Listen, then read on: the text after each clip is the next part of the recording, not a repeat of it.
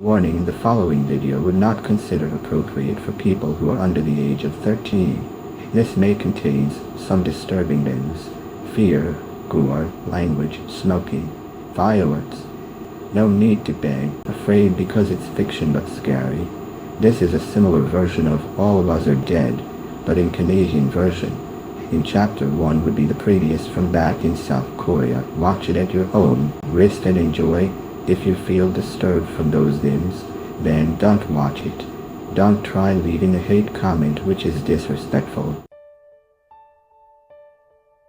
Before the bomb explosion, the military began testing the zombies' tolerance to sound, since they become highly sensitive to sound after turning into stage 4 infections. Loud noises could control them to some extent. They found that the zombies had the greatest response to 20 pulsed sound waves. The commander decided to install sound wave emitters on drones to attract the infected. When the zombies gathered at the target locations, they would launch missiles. There were 8 target points, including Brooklin High School.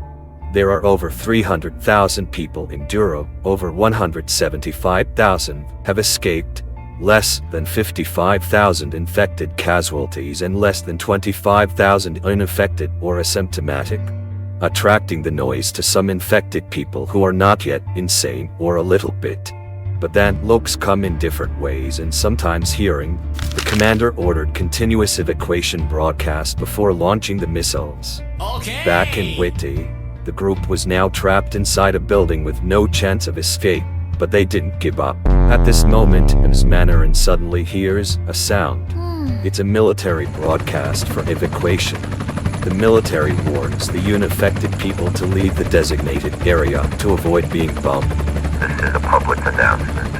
Explosives will be detonated at the Willowbrook Park, Winchester Public School, Whitney Intersection, Alexandra Park, Brooklyn High School, Durham Flight Center, Durham Collegiate Center. If you hear this, take shelter inside each underground garages, basements, or even any building that is bomb-proof. The news is a terrible blow to Justin's group. The military won't give up bombing just because of a few of them. After hearing the news, the group had to leave the building so they would have time to escape the bomb explosion. At that moment, a zombie rushed towards Payton and pushed her towards the ground. Luckily, Aiden came and grabbed the zombie for defense. Unfortunately, the zombie grabs Aiden's arm and bites him. Aiden screamed a little bit when it happened. The group starts to help him. After that, they managed to defeat the zombie.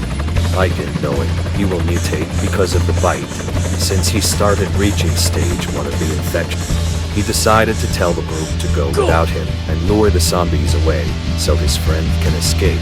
The group watched in sadness of Aiden's sacrifice while they flee. In the happiest boy in school.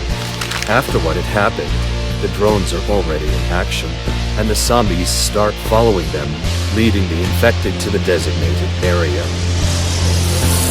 The drones reach the designated area, and the commander orders the launch of missiles. At that moment, the bomb explosion has begun.